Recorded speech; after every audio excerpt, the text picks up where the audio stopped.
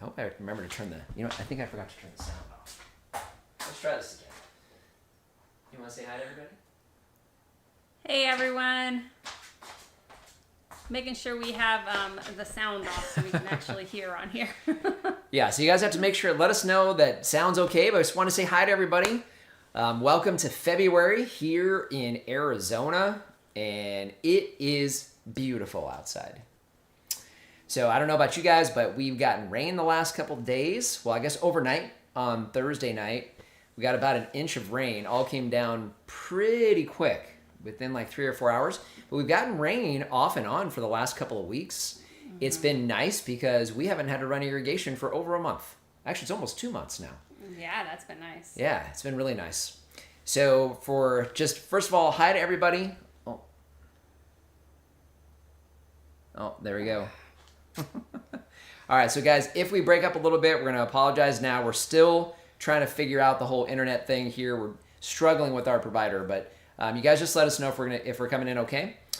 So thing about February in Arizona, we talk a little bit about, or we've spent a lot of time going over our pruning process, when we prune trees, why we prune at certain times.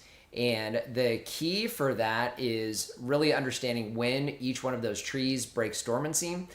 So we know that we have our Florida Prince peach trees. Those always break dormancy with a few exceptions in January, sometimes into February, but it's typically in January.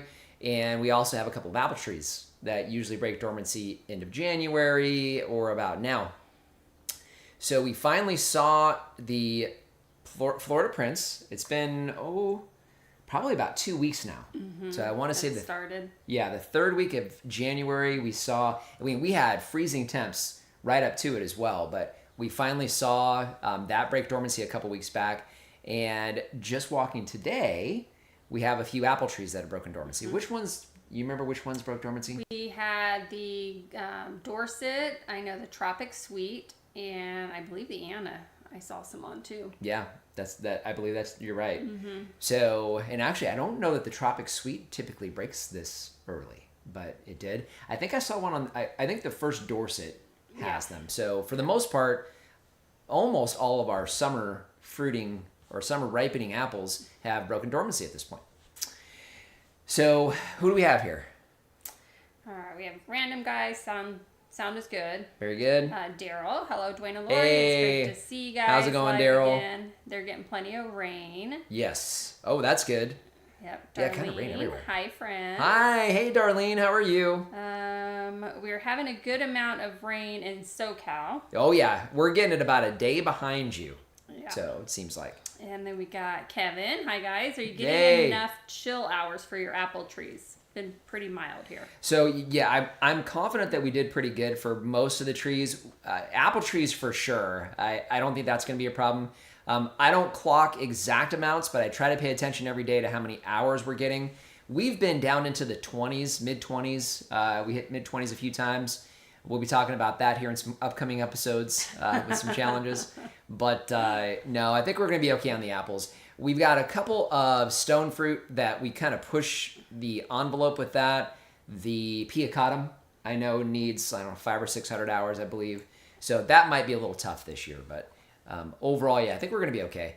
I would hope you will be too. I know we almost reached out to you. We were in Vegas, week before last? Mm-hmm. I was there for World of Concrete. So it was a whirlwind trip. So we didn't really have any extra time. We had no extra time. But if we can figure that out next year, we may have to stop by and say hi to you. Yeah. All right. So Solid Gold shows Greening the Desert. We will get plenty of rain next week in SoCal again. Yeah. So I saw Tuesday and Wednesday for us. I'm not sure what days it is for you, but our forecast for Tuesday, Wednesday shows rain here. Mm-hmm. So usually, Tuesday, Wednesday. Yep, kind of flows through here. I know when we were driving to Vegas week before last, we were driving in rain. The whole time. The whole time there. Rain most of the time there and on the way back. So we were getting rain here. The pigs love it. So you guys are awesome. Love your passion and dedication. Thank you. That's very kind. Hello from Southern Arizona. Hey, what's up, guys? Red and April off grid. Hi from Cindy in Germany. Oh, wow. Oh, Very my goodness. Mixed weather, mostly wet. Oh, wow. So is that I imagine that's normal. When I think of Germany in the wintertime, I think of cold and wet Yeah. and dreary. That's what comes to my mind, at least. All right, then. What citrus are you currently harvesting? Ooh, good question. Sumo mandarins are finally tasting good. Ooh. Tangos are getting sweeter. Okay, so it sounds like you've got some of the same ones. So we've got this. We probably got to bust out our ripening chart in some of these, but so we had the daisies were the first ones to break or to get sweetened. Those I think were November, and then we had the honey mandarins in December, and then we started getting some good sweetness on the tangos. Really, only about a week or two ago, and I think the gold nuggets are close. So the tangos, same thing here. We got ripe tangos. Those were getting nice and sweet last week, and then the gold nuggets I think are just about there. Yeah. So I don't really see too much green on them anymore. Trevita oranges. So we've been harvesting Trevita oranges here for the last month or so. Those I prefer. I like those in my beer. Yeah. Is the reality of it. So yeah, the grapefruits are just starting, and then lemons. I just cleared the rest of the lemons off the tree yesterday because they're starting to get soft. So I'll juice all those and freeze them. And yep. Actually, we need to clear the pomelos off the tree. Yeah. Those were a little dry this year, so we need to figure out irrigation on those. But those were December. So we've got the let's see. Oh, the blood oranges are getting close. Just started. That finally got the really, really cold weather. So they're starting to get that red blush on the outside of the rind. So those are really close, I think. All right, so we got El Paso, Texas. Hey, El Paso. Very windy and dusty today there. And I used to travel to El Paso. I remember it being very windy. A lot. Daryl said we had a couple of 16-degree days here. Had to cover a bunch of young trees. Oh my, that is cold. I don't care who you are. And then we have another language. Oh, Masood. Hey, how's it going, Masood? I hope I'm pronouncing that right. So he's from Turkey. So Turkey. Hello in Turkey, Masood. What time is it over in Turkey? I think you guys are like 10 hours ahead of us. It's got to be like, I would imagine nighttime, right? In Turkey. But hello, I don't have my translator on. I always translate when I respond back to you. Hello. And then from Eastern Sierra, it's blocked off Desert, California. Ooh, High hello. Desert, California. Howdy. So I'm sure you guys probably, if you guys have any questions, that's one of the reasons that we're here for you guys today. I know from a pruning standpoint, we talked a little bit about that up front. So we have our last pruning class next weekend. We'll be pruning figs. We have the winter apples, or the fall ripening apples that are not going to break dormancy for a few more weeks. So those we need to prune. We have a pruning video coming out for you guys tomorrow that you'll want to see. If Abid is on here somewhere, I'm not sure if he'll be here today. He'll be excited about that one. Oh, yeah. The jujubes. Yep, jujubes. So we'll show you guys how we're pruning our jujubes. It's a little unique done some more research on jujubes because we've gotten a good amount of growth and a decent amount of production, but just wanted to find out if we're doing that correctly. So did some research before we pruned, and we're trying a different technique to see if we can get some more production and try to direct the growth a little better because it's been a little wild. So, but we finished those up. So we still have a few grapevines because those are usually the last thing to break dormancy, along with the figs that are usually the last to break dormancy. Yeah, we're getting close, almost done. We're getting close. It's real close. Hey, speaking of February, so you have one of the most exciting things of the entire year that has to get done in February. Do you remember what it is? Don't even. I don't even want to talk about it. So I don't remember the last time I did any significant amount of fertilizing. Years. Well, I don't know about that. Oh. It's been years. I do it all. Okay, so that might be the case. Yeah. Yep. All right. So we have Aaron. Hey, how's it going, Aaron? Florida Prince trees just woke up today. Oh, okay, Yep. Wow, that was kind of late for you. So we've had ours for a couple weeks, but glad to hear it. That's good. Yeah. They should. And they said thanks for your video for pruning peach trees. Very good. Yep. Yeah, peach trees, that's one of the easier ones. The key with that is not losing all of the new growth from last year so you don't lose your production. So, but yeah, that open center on the peach trees, that is really a lifesaver, especially since we have to net those trees so you can get up inside there to harvest. So, especially as they get bigger. Please configure both primary. I'm not sure what that I'm is. getting error messages. So. Yep. So let us know, guys, if you're having any issues as far as the stream is concerned. We're getting weird errors from YouTube. So. All right. Is it still sweatier weather here in Oh, it is still in Morristown. Oh, that's right down the So street. glad I pruned my peach and apricot because they are starting to bud. Ooh, that's a good sign. Yep. Yep. Oh, and your apricot is. You know what? We need to double check the apricots. I didn't look at those today. I didn't either. And then have you tried, I don't know how to pronounce that, a blood orange? I grafted them in 2020 and I finally got fruit this year. Fruits are sweet and tangy with a very rich orange flavor. Best citrus I've tried this year. Wow, that sounds. So how do you pronounce that? I don't know. I can't read it all that well. Bucobza? So phonetically, how do you pronounce that? See if you can help us figure that out. So, I'll tell you what, if we could find a space for more citrus. If we could figure out what trees in the front of the property we don't want anymore. We'll get back to you on that one. So, month of February, we mentioned it, but it is fertilizing month. So, this is our winter fertilization. Now, we've talked about fertilizing before. The reason why we fertilize in February, we have all these trees that are breaking dormancy, but this fertilization, you get it down around the trees, it starts to break down and go into the soil. That's actually what's fertilizing your trees and giving them nutrition 2 to 3 months from now, which puts us into the middle of spring and your harvesting of fruit. And so that's why this one's so important, and all of that spring growth. And so that's really what this round of fertilizing does in February. So at least for us here in Arizona, or climates similar to this in the northern hemisphere, February is a good month to fertilize. All right. Hi, Dwayne and Lori. George L. here. Hey, how's it going, George? Have your vines had a bud break yet? None of the vines have. No, they haven't. So we're still pruning those. I think we're about halfway through pruning. Usually those break dormancy sometime in late February. That's typically when they do for us, at least. We've still got freezing temps coming up this week. So at least we're tapping freezing temps. We're in the upper 30s. We were this morning, again tomorrow. And with the rain next week, we dip down into the mid 30s. So I think that'll kind of put that on hold still for us, which is pretty typical for us here. I think you guys in the city, you guys are going to be down into the 40s. So you'll get some chill hours where we're going to tap freezing out here. So. All right. Kevin said sound video looks good. Oh, okay, very good. And then Daryl, Thanks, Kevin. I enjoy seeing your cats. How are they doing and how many do you have? I think you need to answer that question.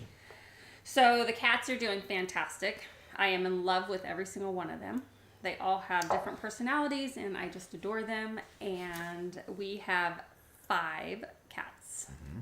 How do you really feel about it? Do you love them? I absolutely love my cats. I got a video of from my phone of Cleo. So she caught her first bird and she caught her first mouse. I was so proud of her. I was so too. proud of her.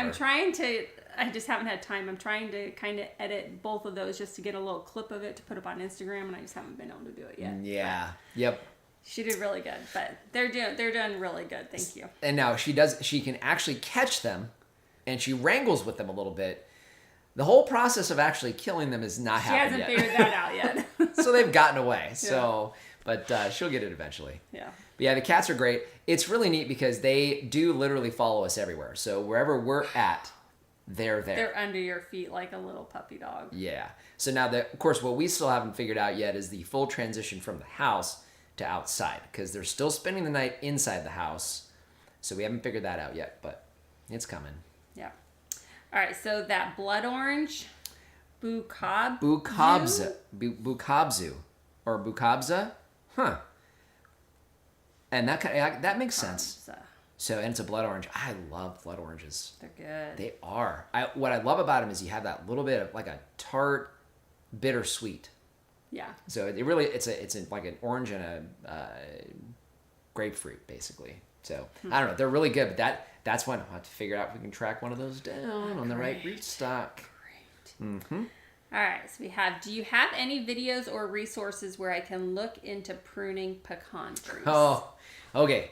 So we don't have any videos on pruning pecan trees. And the main reason why is because we've had to do almost no pruning on them because they're basically really not growing very much. They've been a real disappointment. We should probably do an update on those just because they've been so disappointing. I have some ideas as to why. I think the main reason is water. As far as resources, I really don't have a good one, honestly. We haven't had to go through the process of pruning those yet. I will tell you this, those trees are massive. So those are trees you're going to want to have on a central leader type pruning method so they can continue to grow that central leader, that main trunk vertically, and then evenly space your horizontal scaffolds. That's really about all I know for sure. Other than that, I know that pecans and pistachios are very similar, and our pistachio trees grew pretty well.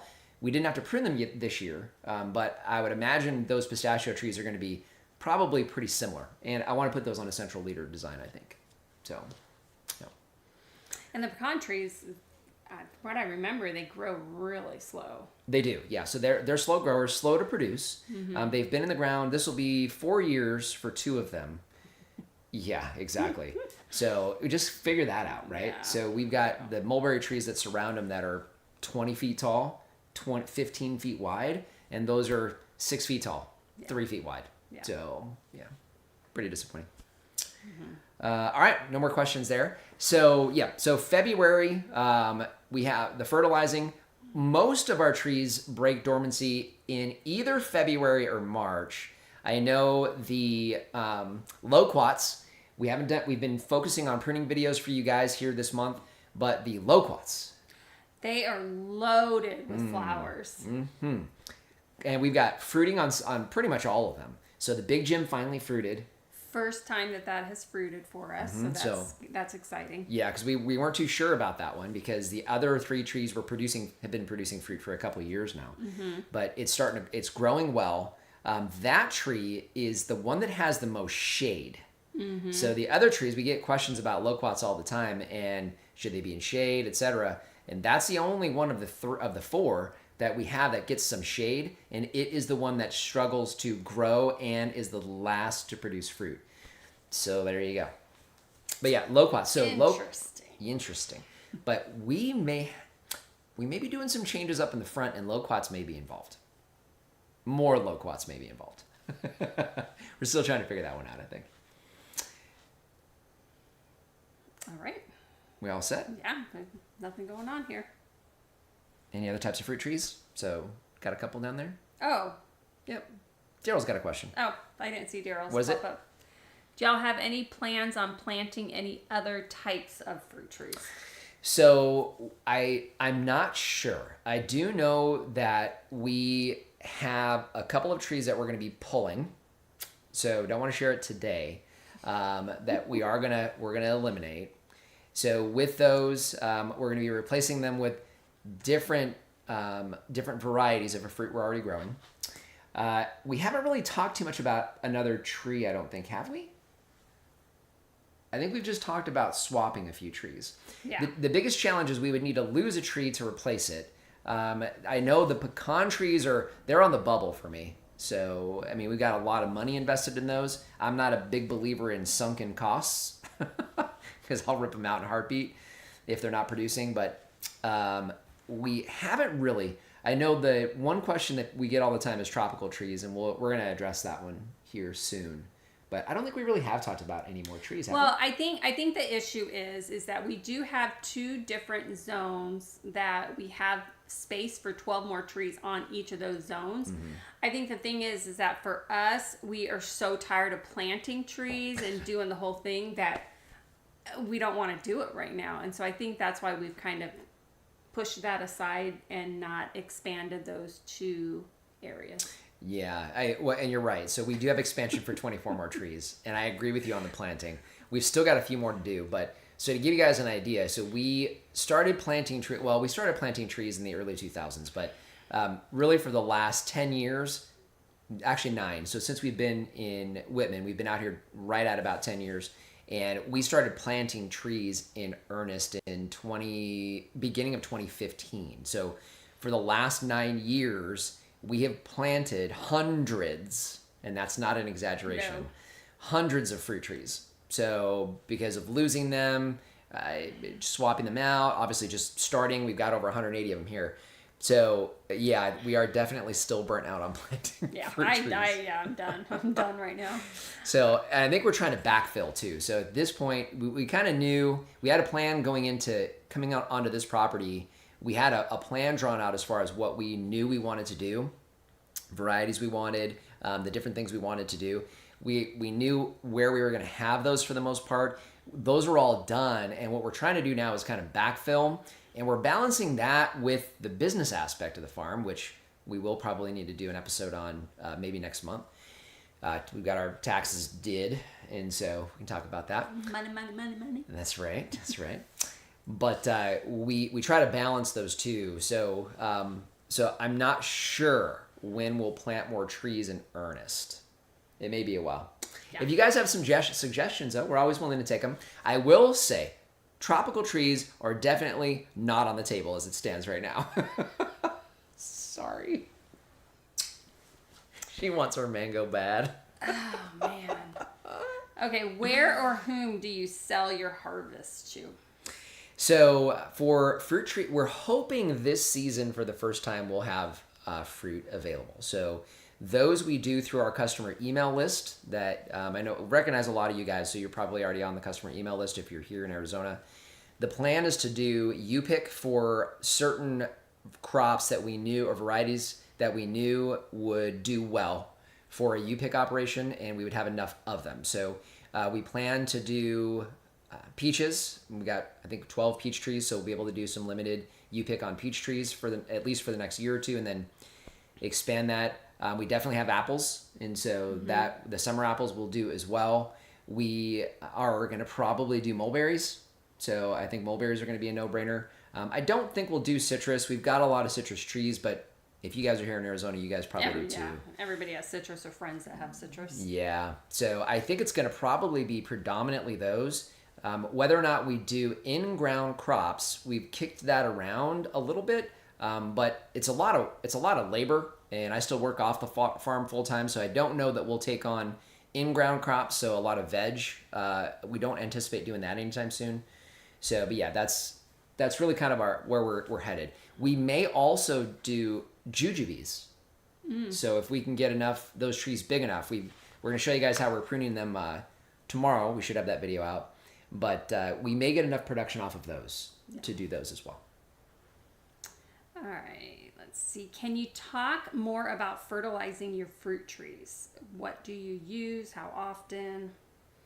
Sure. So we fertilize with composted manures, and so we use pig manure predominantly. It's composted. That one's composted almost completely down. That is for all of our non-evergreen fruit trees. So that is the kind of the base for most of the farm. We do a combination of composted pig manure and some chicken manure around our grapevines and also around our pear trees. Help me out if I miss that. Our citrus trees get aged chicken manure.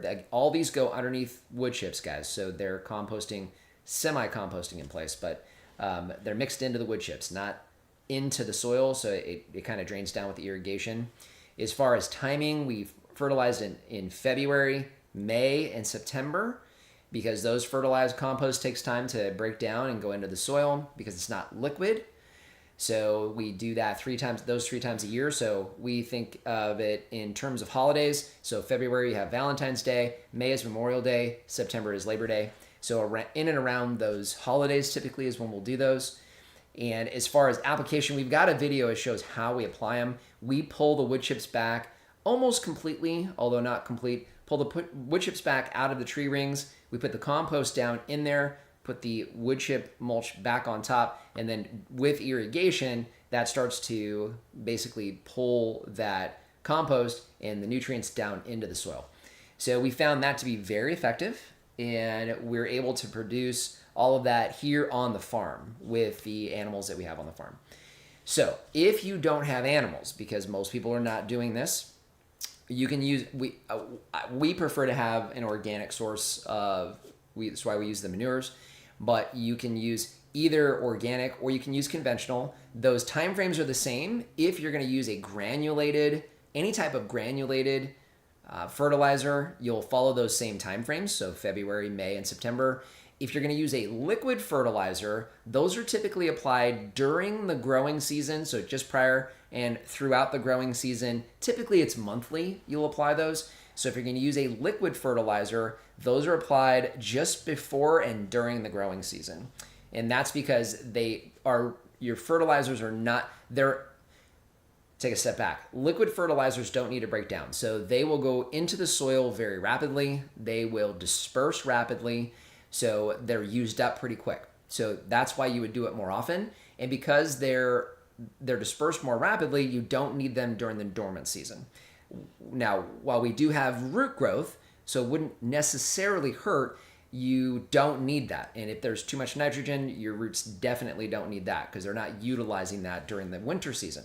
So if you're using a liquid fertilizer, which is pretty rare, you would apply those typically monthly, just before and during the growing season. Hopefully that answered your question. Let me know if it didn't.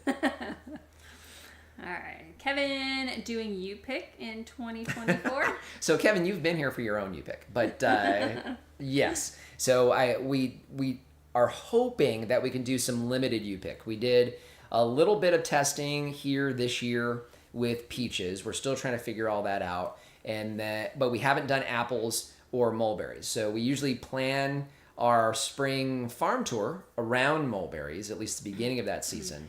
And so we've had a few folks come through, kind of test that out a little bit. So if we don't get it done this year, we should definitely have it by next year, I think. Yeah. The trees are getting big enough.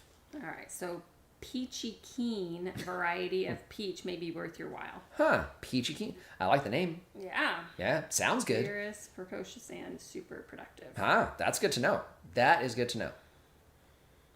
Now we have to find an area for more peach trees.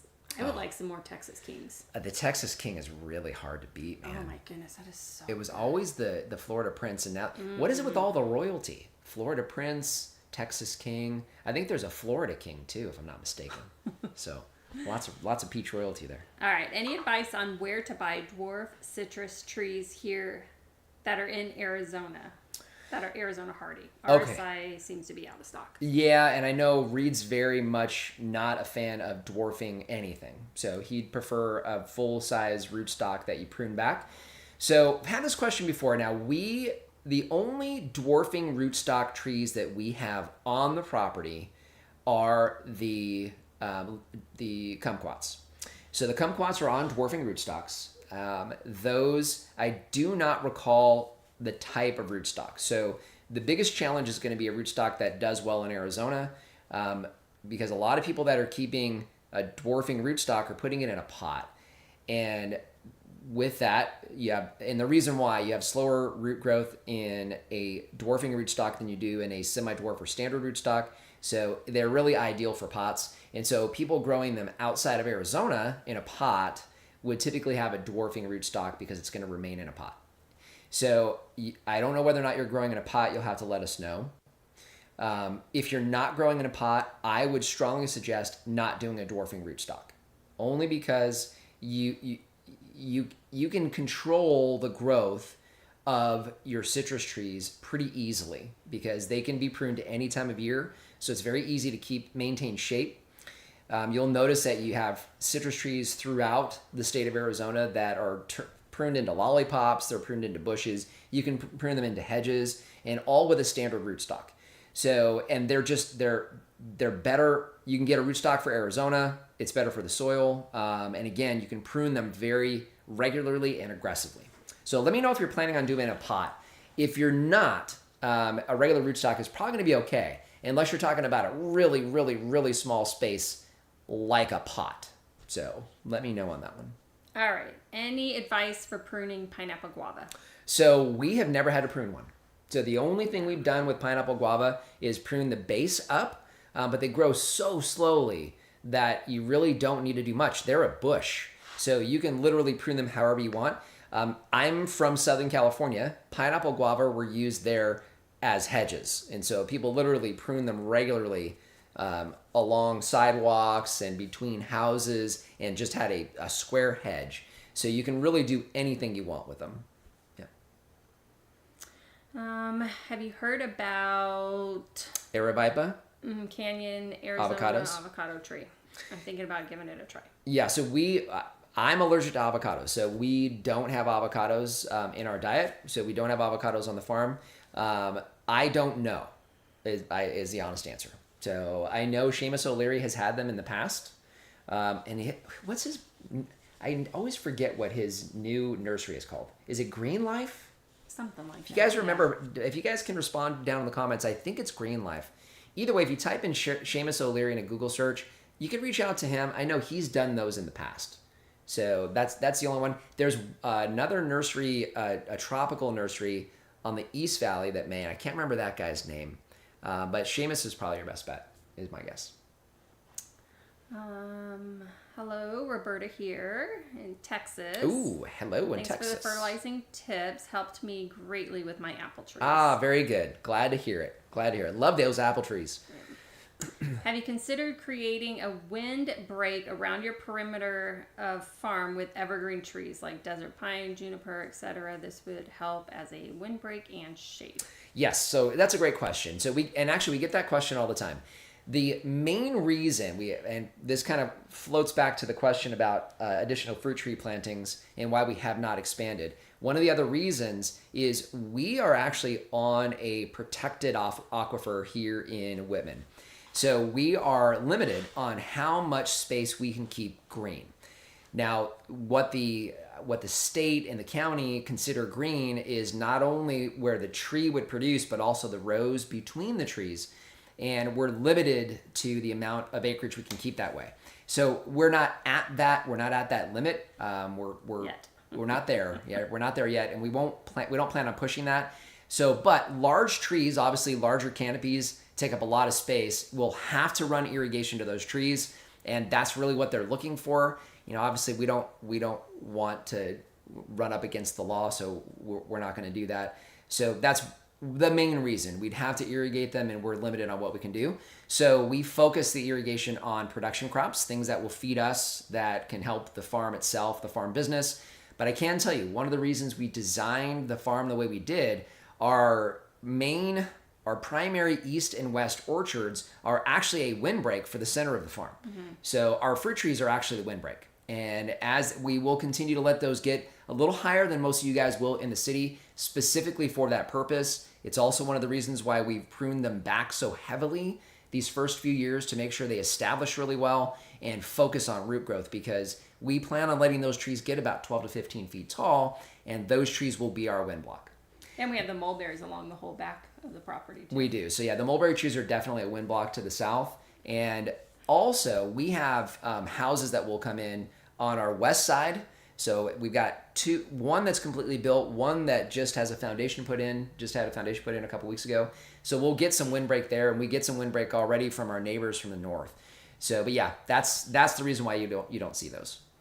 One other note too on that, because you asked that question. We get this question a lot from a permaculture standpoint. Why don't you have more trees as an overstory with trees and bushes underneath? That's another reason. So we're limited on what we can irrigate. So we have to choose what we irrigate and don't. So that's another reason why we don't have large canopy trees, because we can't, is the honest answer. We can't legally do it. So. All right. We gather topsoil from under our big mesquite trees and plant directly in it. The garden and fruit trees seem to love it. Mm-hmm. That's all I use for fertilizer. That works. Let's see. Glad to hear that's working too. So I would imagine the whole, because they're legumes, so you have the nitrogen fixation in the soil. That's probably why that's working well. So makes sense. How to change your self-care mentality when it comes to being scared of pruning trees correctly. A lot of times I don't want to cut a branch because of this. Can you answer that? Because you would freak me out. For years, I was like, I would get so upset or like be cringing and freaking out, and now I trust him. Well, you have to cut trees.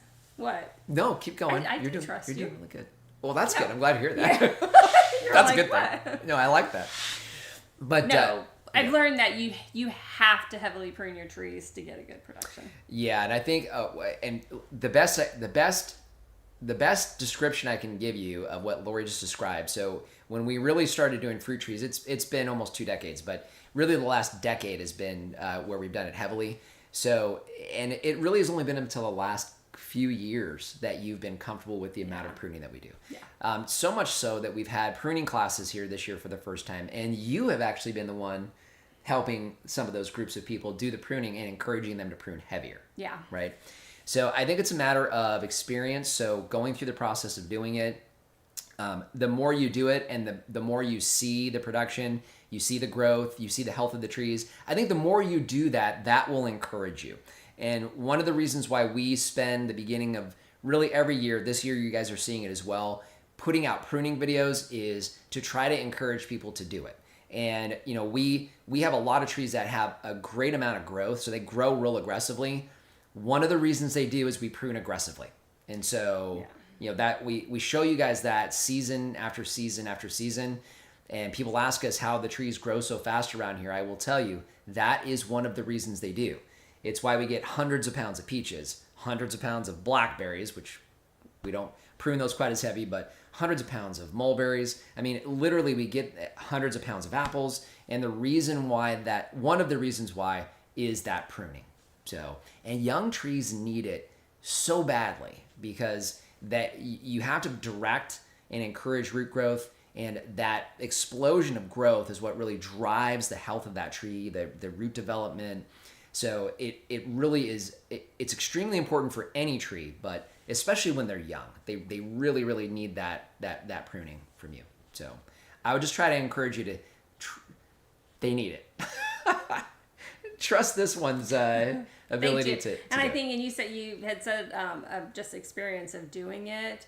I think when you start having trees that get damaged because you didn't prune enough, or branches breaking because you didn't prune enough, you start realizing it with that too. That okay, yeah, I guess I do need to prune a little bit heavier. Yeah, thinning's the same way. So yes. Thin your trees. You gotta, thin your fruit. You got to prune and you got to thin the fruit out of the trees. Those two things, if you don't, it's detrimental to the tree. So the reality is you're inhibiting the growth of the tree. You're inhibiting its production when you don't prune them and prune them well, especially during the dormancy season for your deciduous trees. All right. I bought a lot of my trees through Urban Farmer in Phoenix, Greg Peterson. Yep. You order them online and pick them up downtown in January. Yep. So we've got a few trees from him as well. Anything that we can't get from Reed at RSI Growers, and it's a stone fruit or plum fruit, we've bought from him in the past. So the rootstocks are not ideal for us here in Arizona, but we've still had success with them. So yeah. So it can be hit or miss sometimes. But one thing that Greg has done a very good job at is choosing varieties that do well for us here in Arizona. And I know for us, we've used the special order program, our Einsheimer apple trees here on the farm, which are doing great. We got from Greg from the Urban Farm Fruit Tree Program. So it's a good source for us here. All right. Unfortunately, we can't grow citrus here. Our temperatures get down into the single digits. Oh, yeah. That's a bit chilly. We get down to low 20s, and we have a couple of trees, the pomelo. Actually, we got down to 25 degrees this year, and all of our citrus trees muscled right through that. Even the brand new lime tree, it's a Mexican lime, that tree is fine. So they do fine down into the mid-20s, but yeah, you get down below 20 degrees, you're in trouble. Yeah. You're in trouble. All right, so I think it is Green Life too, as far as Seamus is. Okay, And very then good. Thank you. How is the real estate in your area? Oh, goodness It's gracious. exploding. I'll tell you what, even for us here, now we've got a lot of, now you said in our area, so if you're talking about Whitman, so Whitman has an auxiliary field, say that once, but it has an auxiliary field for Luke Air Force Base, and that has building restrictions around it. So there's large swaths of Whitman you can't build in at all. Now, the City of Surprise butts right up to Patton Road, which we live off of. And so Surprise is growing all around us. Whitman is filling in. So all the areas that, for the most part, a lot of the areas where you can build are filling in. We've got somebody who has not broken ground quite yet, just south of us, breaking ground next to us. Eventually, we'll be breaking ground across the street, and a huge community that's immediately west of us that was purchased by a developer sometime in the last couple of years. There's, I don't know how many dozens of homes are there. Yeah, there's a lot. So, but I'm seeing it fill in a lot. The city itself is still continuing to grow. And don't need to get too much into this, but we have some of these large government-backed and funded projects in the state of Arizona, like TSMC. Intel continues to expand. These are large manufacturing companies that need thousands of employees. So, that growth's going to continue for Phoenix.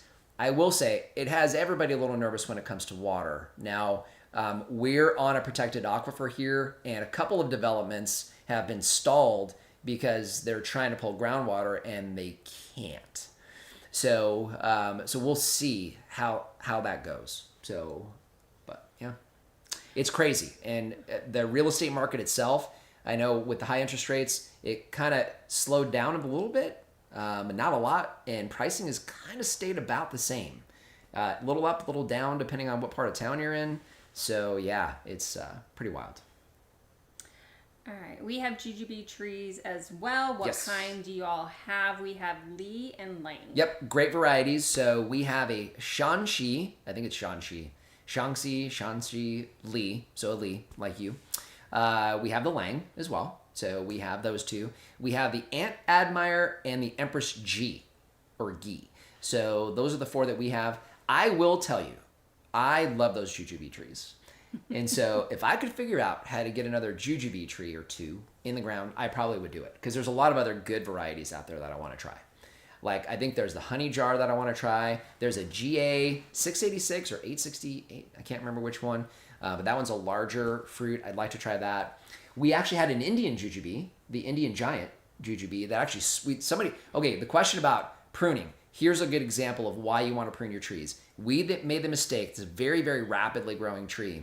We were pruning it so that it was nice and wide. So this was an Indian giant, nice big fruit on there. So this tree is growing really beautifully. I mean, it's evenly spread. It's probably about 6 or 7 feet tall. I'm thinking it's at least 8 feet wide or so. Beautiful tree. I mean, just wonderful looking tree, fruit all over it. I walk out one morning and it's literally split in half all the way to the ground. So, because I didn't prune it enough. As much as I prune, I still didn't prune it enough. So, but I never got a chance to try that fruit. It looked fantastic. All right. Ever considered grafting or doing a series on a Frankenstein tree and showing how you start and end? Alex, that's a great question. I will tell you, I've never grafted a tree. Not one time. Never done it. So always bought trees. We've started trees from cuttings. But at some point in time, we've talked about doing different classes. If I could wrangle Reed into doing a class for us, it's one that I think I would eventually try to go to him with. I think at some point I would like to learn it myself. I just don't know how to do it. So, yeah. Yeah, and I think it's, for us, we have the space where we haven't had to, I know a lot of people will graft so that they have different varieties on one tree because of limited space. Mm-hmm. We haven't had that situation, so we, have, the varieties just want the full tree. And right. I don't have to keep track of which branch is which either. No, I think it's a good skill to have. And especially if you're limited on space, those are all good things to do. Will we do it sometime in the future? Probably. Only because we do want to be a resource for people, especially to come and learn how to do things. We're trying to do that more now. And we have the space for groups of people to come in. I think that's a great skill to learn and pass along. So it's a great question. Just don't know how to do it, is the honest answer. Do you know if Reed is working on any cocktail trees in stone fruit varieties? So I don't know for sure about stone fruit. I know that he has done a combination of tropic sweet and Anna, and that's because the Anna you need the Anna to pollinate the tropic sweet. I know he's done that, and he's done hybrids, but I don't think he does I don't know. I don't know of any other multi-grafted trees. We actually haven't been to Reed's in been a couple years. Yeah. We saw him last. What he's got going on.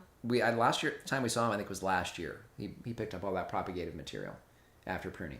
Or it might have been the year before. That was the year before. Yeah. So we need to reach out to him, but Yeah, I'm not sure. I don't think he does too many of them though. Probably not. No. Crypto? Yes.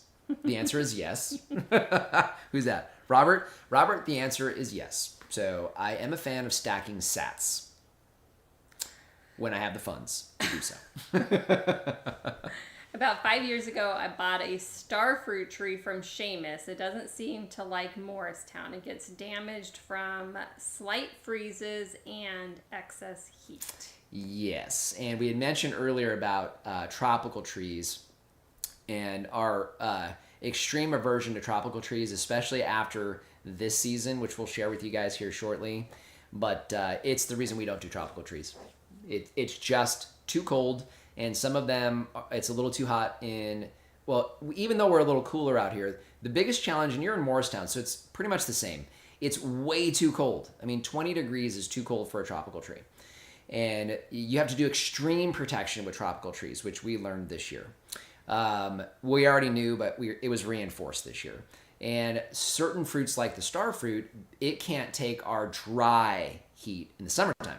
It can take the heat. The problem is the lack of humidity. So you're going to be challenged because of that. It's used to a tropical situation where it's 80 to 90 degrees, maybe 95 or so, but it's used to high humidity. And so we just don't have that. We lack the humidity. We lack it during the wintertime and during the summertime. And on top of that, especially for us out here outside of the city, the city's getting down to 30 degrees. We're getting down to 25.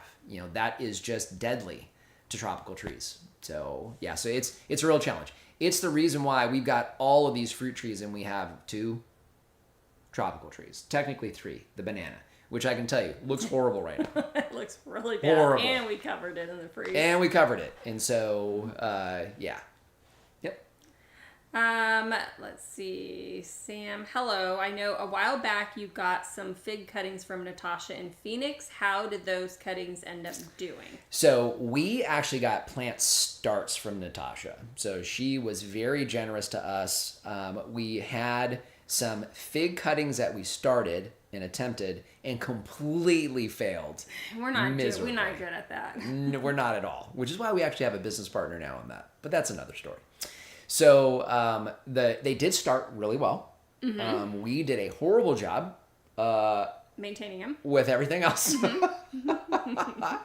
So, but her starts are great. If you know what you're doing, her starts are great, and then her cuttings are great, and then the starts she gave us, all of them did fine. So they've all grown well. The 2 over in the deck area, the Green Greek, were those from cuttings, or did she give us? She gave us starts. She gave us 4 starts. We have 5 starts. So we have 5 fig trees that are doing really good in the ground that she started for us from cuttings, not the ones that we started ourselves. Correct. So yeah, Natasha's great, by the way, you guys. So, but Enlightenment Garden, that's her YouTube channel. Major plug for her here. She knows her figs. My goodness gracious, does that girl know her figs? So, Natasha, thank you for all of the wonderful information that you put out on figs.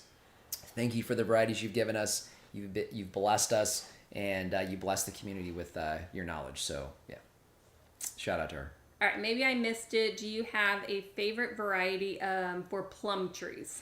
Oh boy. Okay, so I have to preface this with, if I'm talking about a plum, does it count if it's a hybrid? I was literally thinking the same thing. I'm like, well, if it's a hybrid. Okay, if it's a hybrid that's a plum parentage, I say that's fair game. So the Satlap was amazing, which is a Satsuma plum. Lapin's cherry hybrid. So it was so good. It was fantastic. The Burgundy plum is actually pretty good. They're very small, even when you thin real heavy. We have not had a good Santa Rosa plum since we've been in Arizona.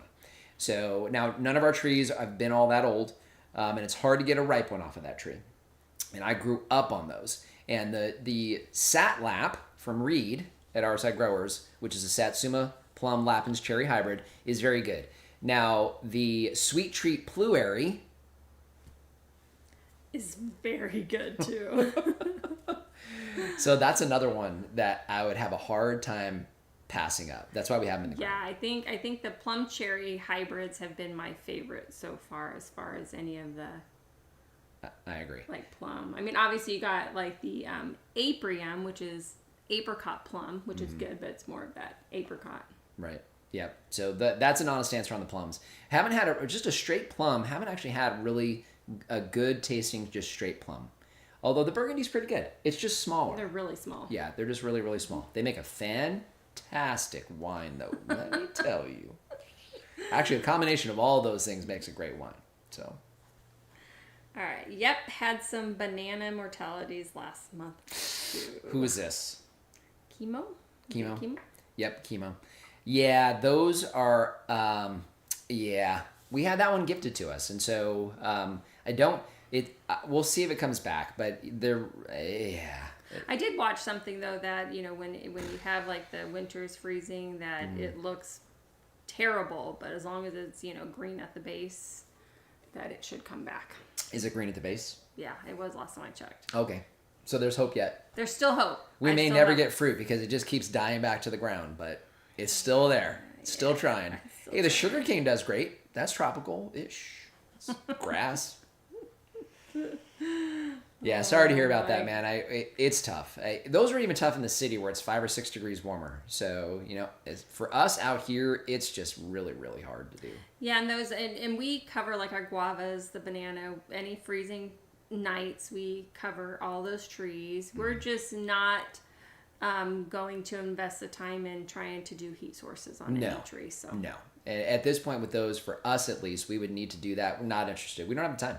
Mm-hmm. The reality is we just, with all the things that we've got going on the farm, you guys know us for fruit trees. We're talking a lot about fruit trees today. But, we've got livestock. So, we got customers. We do these things. And so it requires a lot of us. It requires a lot of time. Doing all the things you guys see here for social media requires a lot of time.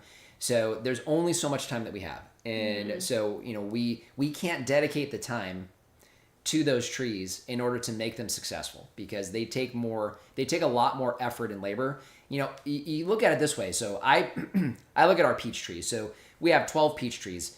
After we're done planting and the tree has grown, so they're to the size they are now, we fertilize them 3 times a year.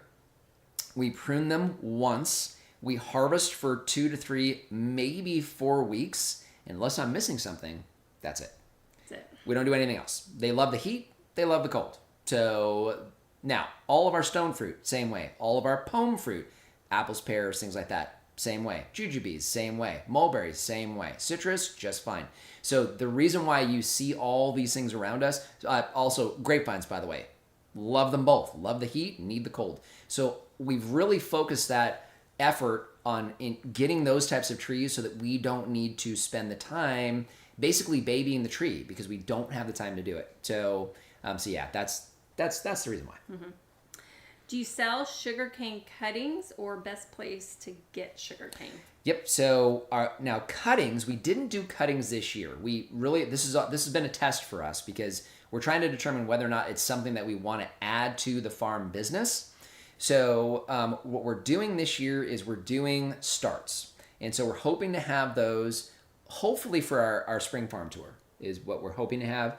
So we're hoping to have some of those for sale for that. Cuttings, maybe, because the cuttings travel pretty well. Yeah. As far as sources outside of that, I really don't know. It's one of the reasons we wanted to do it. Now, back to tropical nurseries. I don't know for a fact. My guess is your tropical nurseries here in town, either they have them or will have them. So that's typically where you would find them. And I know there's online places, I think even Amazon. Excuse me. I think there's a couple sources there. But we're hopeful if we can continue to do it, we may be able to be a source for everybody here too. So we're trying it out. How are we doing? I think How are we doing on time? Hey, look at that. This is good time. That's perfect timing. So really appreciate you guys being here today. We're going to wrap up here in a couple minutes. I know that we wanted to make sure we covered with you guys what's going on in the month of February here in Arizona. A lot of parts of the country, they're a month or 2 or 3 behind us. Just want to remind you guys that February is fertilizing month. We talked about it earlier. Want to wrap it up here, kind of bookend it for you guys. The month of February is fertilizing month. So you want to make sure you get that fertilizing done sometime this month. So that's February. A lot of your trees are going to be coming out of dormancy. If you have not gotten your pruning done, you need to get that done this month, and you kind of really need to do it now. I mean, we're hard pressed now at this point to finish up our pruning. We know what our trees are last to break dormancy, but you got to get that wrapped up. If you guys are in other parts of the country, you probably still have a month or two. So our last frost date, official last frost date, is coming up in about a week and a half. So middle of February is typically what it is for most folks in Arizona. We found that we're closer to the beginning of March, being out here outside of the city a little bit.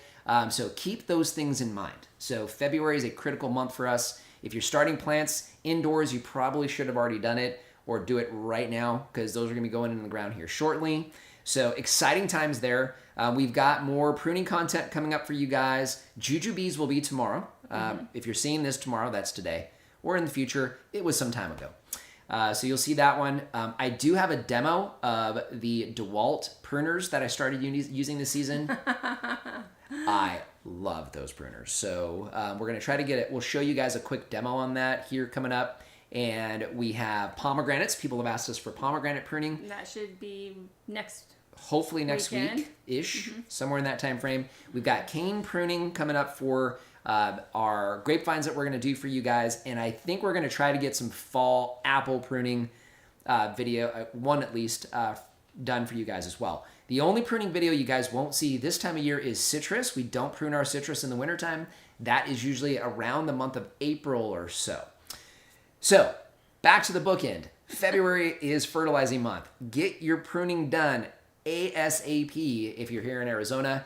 And yeah, that's about it. All right, so we have someone got their sugarcane cuttings at Food City for Christmas. Hey, there you go. That'll work. Yep, and then thanks for the encouragement to prune. It's intimidating, and I wasn't going to do it. Yes, definitely get out there and prune those trees. Have a great weekend. Bye, guys. Lori, you are awesome. How to protect my peach flowers from a late frost. Cover them with something, maybe Christmas lights. Yeah, so I don't know about Christmas lights, but it's the frost on the actual petals that's the main problem. So if you can cover the tree, that would be ideal. But I can tell you, frost is not really a problem. It's once you get down into freezing temps, because we get frost all the time this time of year, and we still get a lot of peach harvest. So it's really not until you get down to freezing, in our experience at least, with our varieties, that it really becomes a problem. So a cover should be just fine. Yeah. Any other last questions? Nope. Thanks for the live stream, neighbor. Very cool. Chemo's a neighbor. Oh, very good. You have to make sure you let us know where you're at, Chemo. All right, guys, really appreciate you guys being with us here today. This is the Desert Farmer Podcast. Hey, I forgot to say that. So, which we used to put up on our website. I don't know, maybe we'll do that sometime in the future, but it exists here on YouTube forever. So make sure you guys join us. The plan is to do this every month. So we're going to try to do it the first Saturday of every month. So I hope to see you guys here. So great seeing you guys today. You guys have a wonderful February. See a bunch of trees coming to life, and we will be talking spring when we're here with you guys next month. Ooh, spring. So excited. It's coming. I know. Spring is almost here. It's almost here. We'll see you guys next time around. All right. Bye, guys. Bye.